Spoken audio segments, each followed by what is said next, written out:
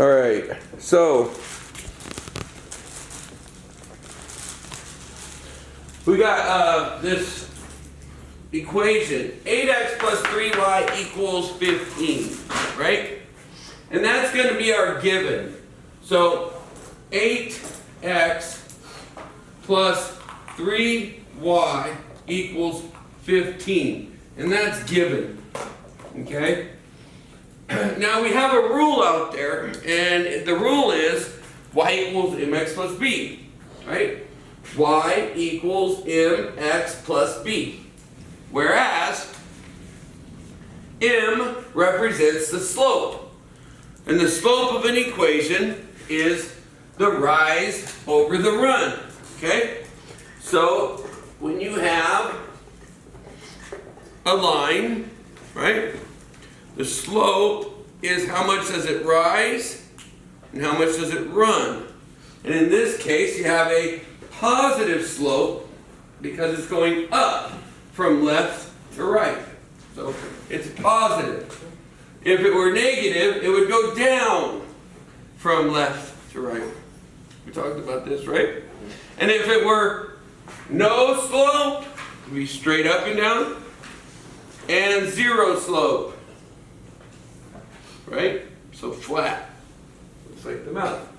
Okay, so those are 4 real important slopes, types of slopes. Okay? From that, oh yeah, that's what I said. From that, we just want to be able to look at what we're going to do with the equation. Now, if you want to solve it using y equals mx plus b, it might be helpful to solve for y. Okay? And that's why a lot of equations in Algebra 1, that first chapter, we would give you 2 variables like a and b, and we say solve for b, s and t, solve for s, x and y, solve for x, solve for y, solve for a, solve for b, right? And so in this equation, we want to solve for y, okay? So that means we want to get everything to the other side of the equation, all right? So when we're solving, we're using SADMAP, right? So if I'm going to move x plus 8x plus 3y, then how am I going to move that? You got to turn the 8 into 0. Now 8 into 0. Remember, we were going to plug in a 0, right? To plug it in, to plot it. But if we want to just move it to the other side, we want to add the opposite. Remember SADMAP? So what's the opposite of adding 8x? Subtracting 8x. Negative 8x. Good. So you did want to change it. Is that what you meant, Chad? Change it into a 0 by adding negative 8x? Yeah. You said, yeah, sure. That sounds real smart, so I'm going to say okay. Okay. So then I got minus 8x over here, right? So these cancel because they go to 0, right? And so now I get 3y is equal to, and then a lot of kids go, well, I'll go 15 minus 8x. And I'm like, no, please don't do that. Remember, variable first, right? So it's going to be minus 8x plus 15, right? So always that variable first. And the sign goes with the variable, right? That negative goes with the variable in this case. Okay? Now, what step was that? SA. Good job. You guys are getting a lot better at that. I like it. So it's SA opposite, right? The arrow on the bottom. Okay? We're solving, right? And then if I want to get y all alone, what do I got to do to that 3? Divide it. Divide it. Good. So I divide by 3. Now, a lot of kids just want to be lazy over here and divide it once. It doesn't work that way. Remember, everybody on the block got to get the paper, right? So this one's going to be divided by 3, and this one's going to be divided by 3. Okay? Everybody gets divided by 3. Okay? You get divided by 3. You get divided by 3. Nobody knows the Oprah song. You get a car. Never mind. You guys. I am funny. In my mind. See, I got some smiles that time.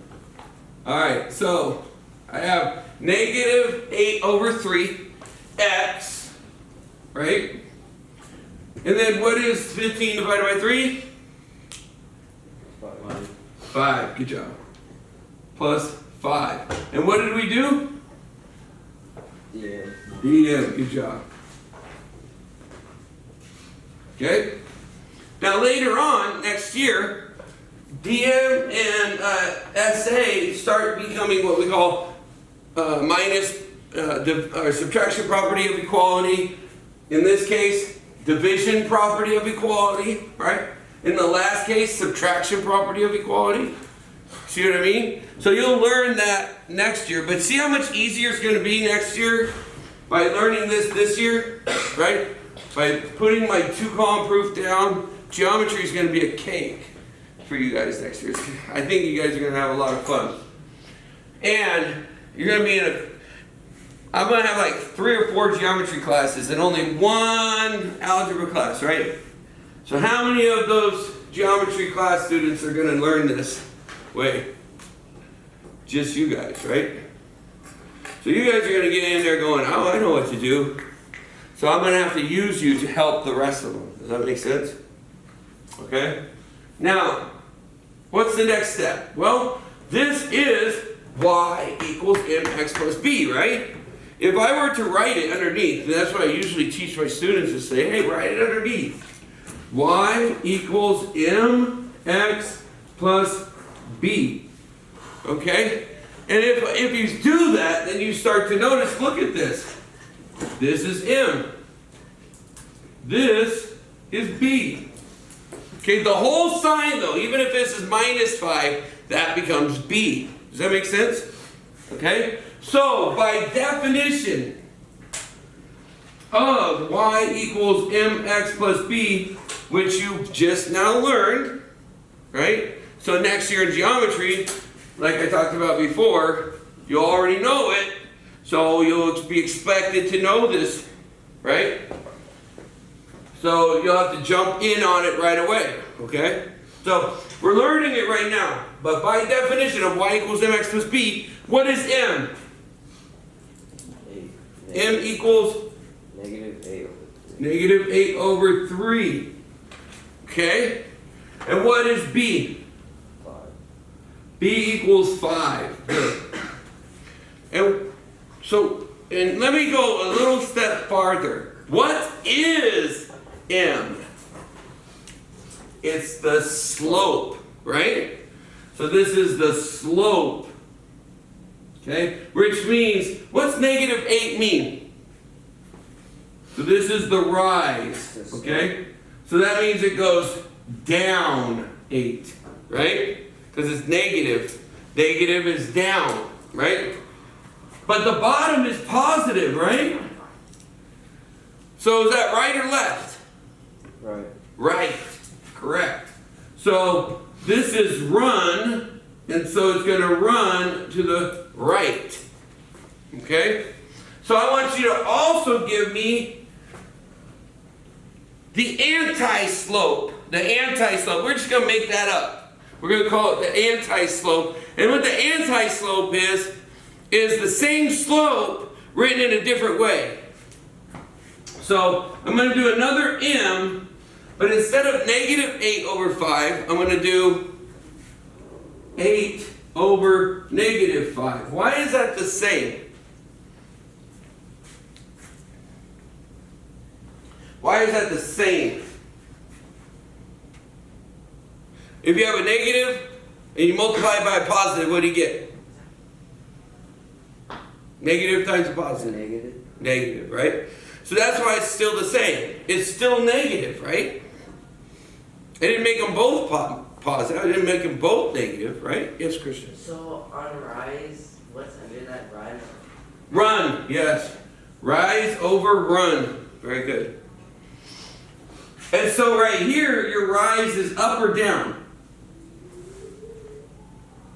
On this one, up or down? On positive 8. Yeah, positive 8 would be up this time, right? So it's going to be up. And that's why I'm calling this the anti. Because it's doing kind of the opposite of what we would expect, right? And then the run. Which way is it running? Left or right? Left. Left. Good. So now it's going left. So the run is going this way, right? All right, so let's take a look. Let's graph this. So the starting point, here's the coolest part. Another word or phrase for B is what? The Intercept. y-intercept. The y-intercept.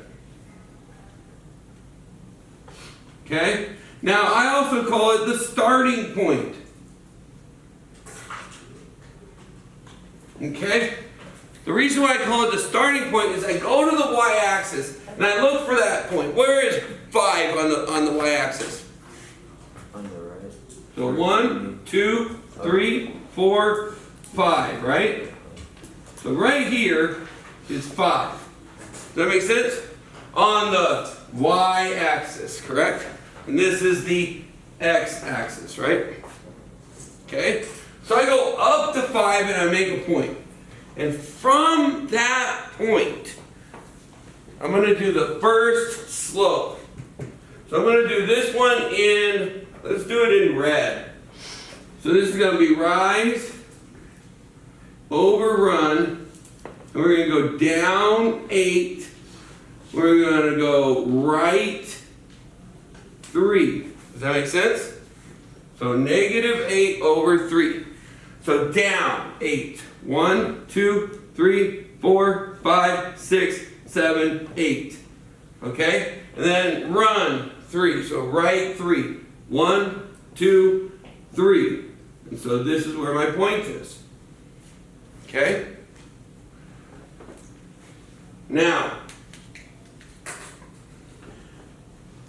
if I were to do the anti-slope, check this out. I'm going to go up 8. Now it doesn't want to fit into my graph, right? And that's the way it happens sometimes on your graphs, is especially on the graphs on your test.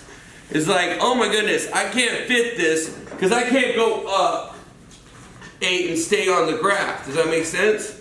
So I have to go down, and that's why I'm teaching you to be able to go both directions. Okay? So that you can fit it on your test. But I'm going to go up. I'm going to make it work. But to make it work, when I add these pieces in, they have to be the same distance. Does that make sense? So I'm going to go up 8, and I'm going to go 1, 2, 3, 4, 5, 6, 7, 8. But you notice how I'm going the same distance, right? These spaces have to be the same. If I start to make them closer together, everything's going to get skewed. All right? Then I'm going to go left. Why did I say 5 here? I got to go left. How much? 3, right? For some reason I wrote a 5. I got to go left 3 because that's the slope, right? So I got to go up 8 and left. 1, 2, 3. Right? Bing, bing, bing. So from this point right here, we're going to go bink, bink, bink. All right. So that's my point. Okay? And if I take